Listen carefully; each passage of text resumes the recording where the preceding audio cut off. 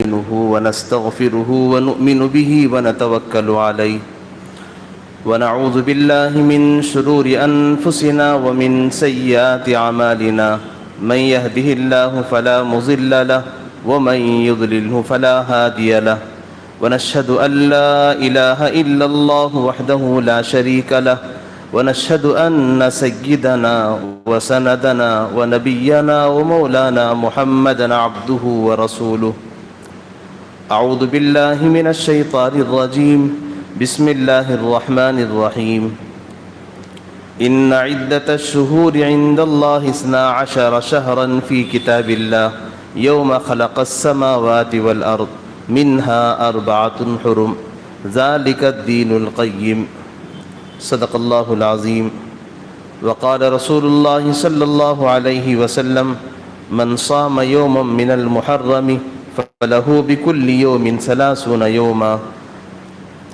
وقال رسول الله صلى الله عليه وسلم من وسع على نفسه وأهله يوم عاشوراء وسع الله عليه سائر سنته أو كما قال رسول الله صلى الله عليه وسلم.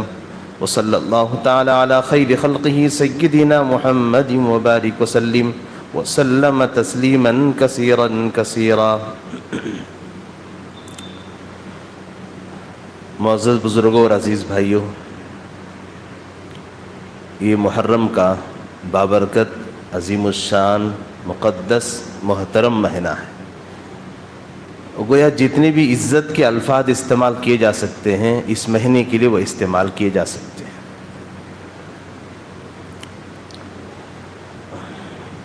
سوال یہ ہوگا کہ یہ مہینہ مقدس کیوں ہے؟ اس کا جواب خود قرآن دیتا ہے. جس پروردگار عالم نے اس کائنات کو بنایا، ہم سب کو اس میں بسایا، جس اللہ نے دنیا کے ذرے ذرے کو بنایا ہے، وہ اللہ خود فرما رہا ہے کہ میں نے محرم کے مہینے کو مقدس پیدا کیا ہے. خود پارے 10 میں اللہ فرما رہے ہیں سورہ توبہ میں، ان عدت الشہور عند اللہ 12 شہرا فی کتاب اللہ یوم خلق السماوات والارض. جس دن اللہ نے زمین و آسمان کو بنایا اسی دن اللہ نے اس دنیا کے نظام کو بھی بنایا. اور اس کے ساتھ ساتھ اللہ خود فرما رہے ہیں 12 شہرا کہ ہم نے اس کے جتنے سال بنائے ہر سال کو 12 مہینوں میں تقسیم کیا. ایک سال 12 مہینوں کا ہوگا. یہ انسانوں کا بنایا ہوا نظام نہیں ہے، نبیوں کا بنایا ہوا نظام بھی نہیں ہے، نہ فرشتوں نے اس نظام کو قائم کیا، رب کائنات نے اس نظام کو بنایا ہے. اللہ خود فرما رہے ہیں ان عدت الشہور عند اللہ، اللہ کے پاس مہینوں کا اندازہ جو ہے وہ ہے 12 شہر فی کتاب اللہ. اللہ کی کتاب میں یعنی لوح محفوظ تقدیر لکھی ہوئی ہے انسانوں کی، قیامت تک کیا کیا ہونے والا ہے یہ سب کچھ لکھا ہو محفوظ ہے. اس میں اللہ نے یہ بھی لکھا ہے جتنے سال ہوں گے اس دنیا کے ہر سال میں 12 مہینے آئیں گے. اور آگے فرمایا منہا 4 حرم، ان 12 مہینوں میں 4 مہینے بڑے مقدس ہیں. کیونکہ کتاب اللہ کی تشریح، کتاب اللہ قرآن مجید کا مطلب اللہ کے نبی کی احادیث بیان کرتے ہیں. نبی کریم صلی اللہ علیہ وسلم نے اس کی وضاحت فرمایا 4 مہینے سے مراد یہ ہے ذی قعدہ، ذی الحجہ، 2 مہینے چلے گئے. اس کے بعد فرمایا محرم. یہ 3 لگاتار یہ پیچھے پیچھے آنے والے یہ 3 مہینے بڑے مقدس ہیں اللہ کی نظر میں. چوتھا مہینہ رجب کا مہینہ ہے کہ یہ تینوں مہینے اللہ کی نظر میں بڑے محترم و مقدس ہیں. کب سے؟ جس دن اللہ نے اس دنیا کو بنایا اسی دن سے. تو قرآن کے اس آیت کریمہ سے مجھے اور آپ کو اندازہ ہو چکا ہوگا کہ یہ مہینہ کتنا مقدس ہے اللہ کی نظر میں. صرف اسلام کے آنے کے بعد نہیں بلکہ اسلام سے پہلے بھی زمانے کفر و شرک میں بھی غیر مسلموں کی نظر میں بھی یہ مہینہ پہلے مقدس تھا. اور اسلام نے آ کر اس مہینے کے تقدس کو اور بڑھا دیا. اسلام نے آ کر اس کے احترام کی، اس کی عزت کو اور بڑھا دیا اور فرمایا یقیناً اللہ نے اس مہینے کو بڑا مقدس بنایا ہے، بڑا محترم بنایا ہے، لہذا اس کا عزت کا تقاضا یہ ہے اس مہینے کو خالص عبادت کے لیے وقف کر دیا جائے۔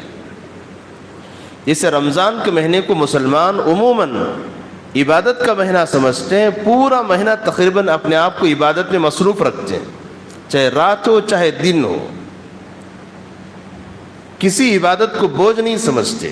دن بھر بھوکا رہنا، رات بھر قرآن کی تلاوت کو سننا اور رات کے اندھیرے میں سحری کے لیے اٹھنا، غریبوں کو کھلانا اور پلانا، ایک رمضان کی جسے ان عبادتوں کو بوجھ نہیں سمجھتے، فرمایا جیسے رمضان کو عبادت کا مہینہ سمجھا جاتا ہے ایسے محرم کا مہینے کو بھی عبادت کا مہینہ سمجھا جائے۔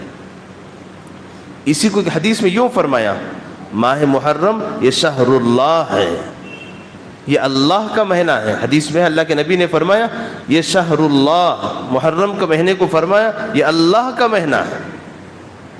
کیا مطلب؟ کہ 12 مہینے اللہ کے نہیں، 11 مہینے اللہ کے نہیں ہیں۔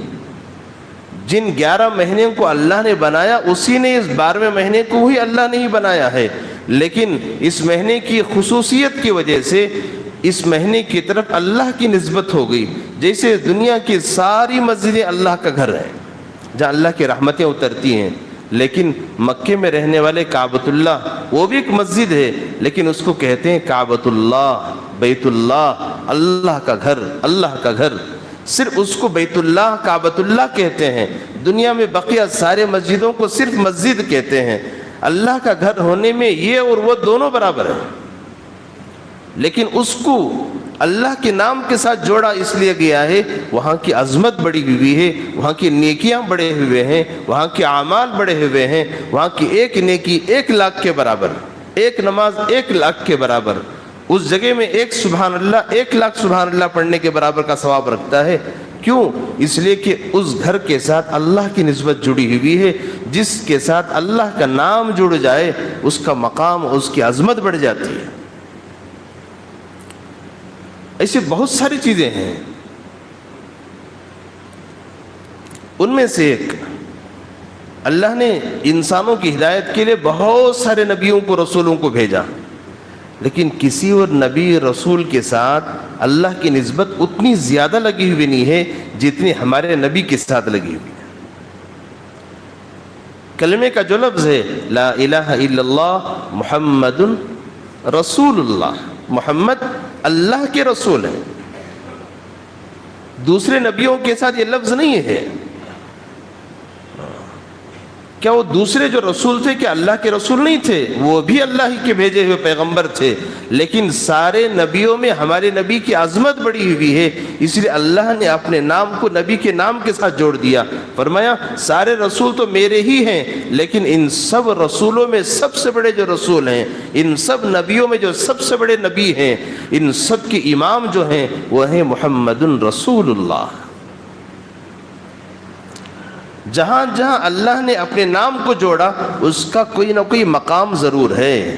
بیت اللہ، کعبۃ اللہ، محمد الرسول اللہ، ایسی محرم شہر اللہ۔ تو لہذا یہ مہینہ بڑا مقدس ہے، اسی لیے بیہقی کی روایت ہے، حدیث کی کتاب ہے، اس میں اللہ کے نبی صلی اللہ علیہ وسلم کا ایک ارشاد نقل کیا گیا، من صام یوم من المحرم، جس نے محرم کا ایک روزہ رکھا، عاشورے کا نہیں ہے، یہ پورے مہینے کی بات عرض کر رہا ہوں، جس نے محرم کے پورے مہینے میں جس نے محرم کے مہینے کا ایک روزہ رکھا، فَلَهُ بِكُلِّ يَوْمٍ 30 يَوْمًا، فرمایا اس کا ثواب بقیہ دنوں کے 30 روزوں کے برابر ہے۔ اس مہینے کو چھوڑ کر بقیہ مہینوں میں کوئی بندہ 30 روزے رکھے، محرم میں ایک روزہ رکھے، تو 30 روزوں پر اللہ جو ثواب دیں گے محرم کے ایک دن کے روزے پر اللہ وہ ثواب دیں گے۔ یہ ہے اس مہینے کا تقدس، یہ ہے اس مہینے کی عزت و احترام۔ اس مہینے میں اگر کوئی بندہ ایک روزہ رکھ لے اس کو بقیہ مہینوں میں 30 روزوں کے برابر ثواب ملنے والا ہے۔ اب تو ہمیں ہمت کرنی چاہیے اس پورے مہینے کو روزہ رکھنے پر. صرف 10 دن محرم کی 10 تاریخ کا روزہ مراد نہیں ہے. اس سے پورے مہینے کے 30 دن اگر کوئی بندہ ہمت کر کے روزہ رکھ لے گا تو وہ تنہائی میں بیٹھ کر حساب لگائے, ایک ایک روزے پر مجھے 30 روزے کا ثواب مجھے ملتا ہے, تو میں اگر 30 دن میں روزہ رکھوں مجھے کتنے سو روزوں کا ثواب مجھے ملے گا. ایک ایک روزے پر اللہ اپنا بدلہ خود دیتے ہیں, بخشش کے فیصلے فرماتے ہیں. بلکہ روزہ یوں فرمائے کہ جو بندہ روزہ رکھتا ہے وہ تو 100% وہ جنتی ہے, وہ تو جنتی ہے. اس کا بدلہ اللہ فرما رہے ہیں کہ روزے دار کا بدل میں خود ہوں, کوئی فرشتہ اس کی نیکی لکھ نہیں سکتا. تو لہذا اس مہینے کی عظمت و احترام کو مجھے اور آپ کو لحاظ رکھ کر یہ مہینہ گزارنا چاہیے.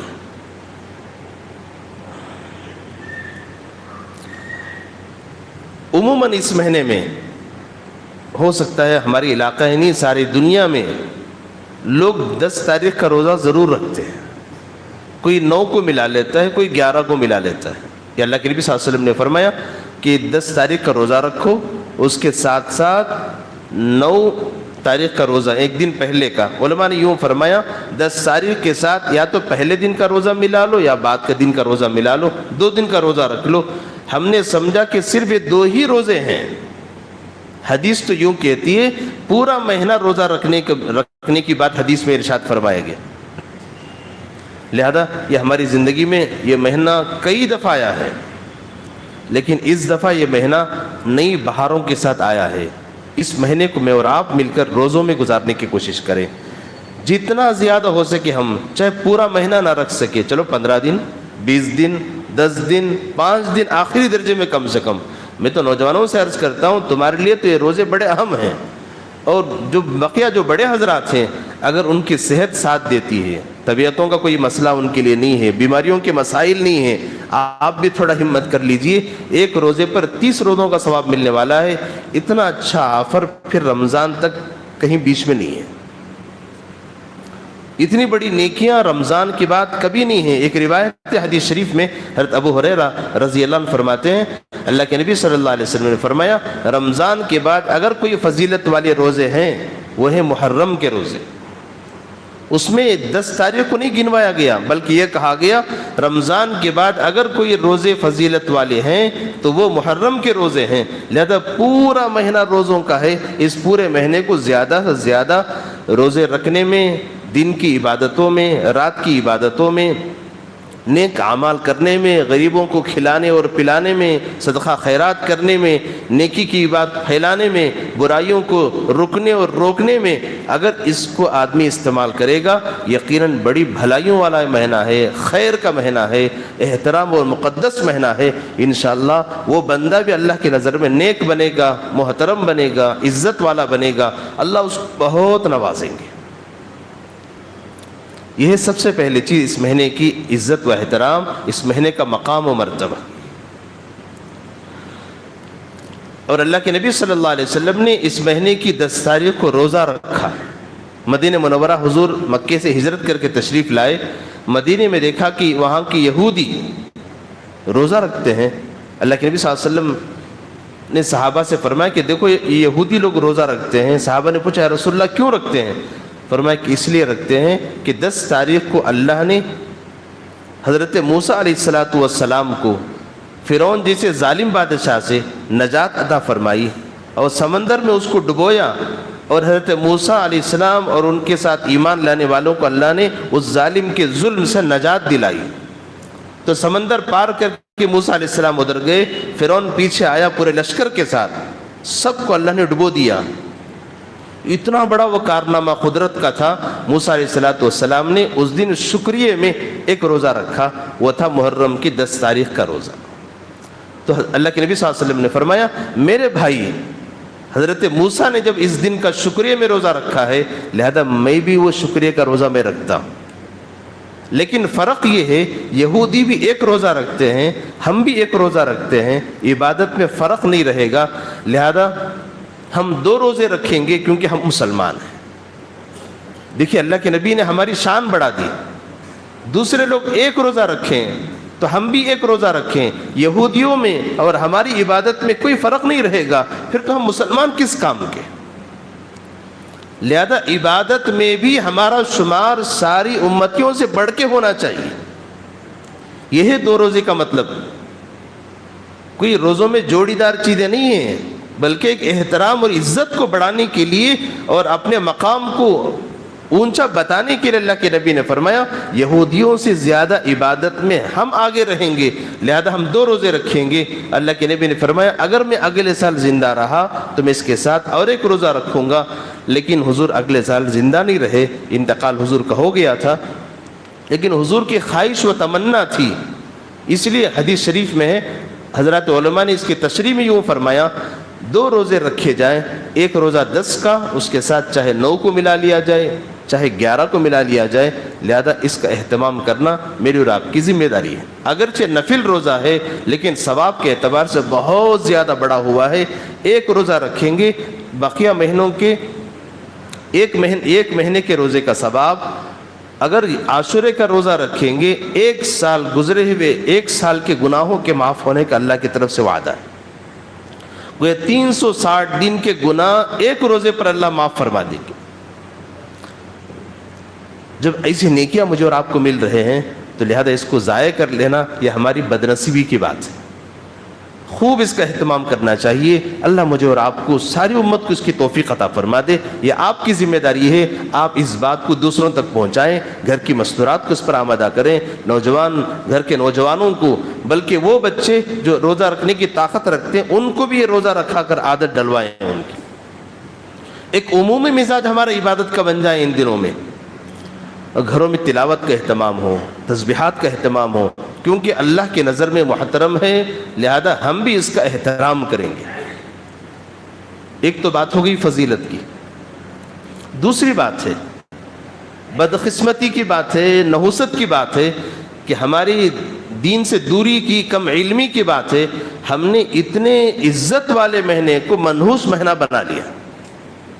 کتنی بدنصیب کی بات ہے. افسوس الفاظ نہیں ہمارے پاس کہنے کے لیے. کتنے ہم گئے گزرے بن چکے ہیں ہم لوگ.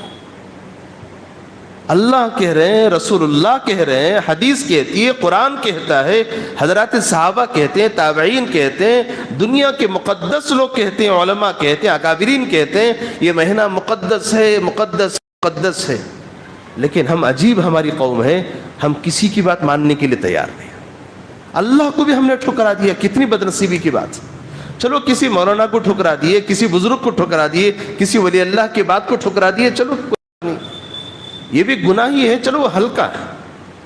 لیکن خدا رسول کی بات کو ٹھکرا دینا، اور وہ کہہ رہے ہیں کہ شہر اللہ، اللہ کا مہینہ ہے، مقدس مہینہ ہے، رمضان کے بعد سب سے زیادہ عزت والا مہینہ ہے، عبادت کر لو، روزے رکھ لو. کیا کیا حضور نے بتا دی اس کی عظمت کو بتانے کے لیے. ہم ہیں کہ نہیں؟ ہرگز ہم نہیں مانیں گے.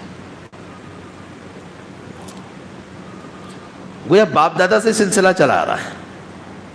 آج بھی جو نوجوان ہیں وہ بھی اس پر تیار ہو گئے. چلو جو بزرگ آدمی تھے، جو بزرگ حضرات ہیں، بڑی عمر والے ہیں، جو بیچاروں کو اس زمانے میں علم سیکھنے کا موقع نہیں ملا، دین کی باتیں سننے کا موقع نہیں ملا، ہو سکتا ہے کہ وہ غفلت میں پڑے ہوئے ہوں. لیکن ہماری نوجوان نسل کو کیا ہو گیا؟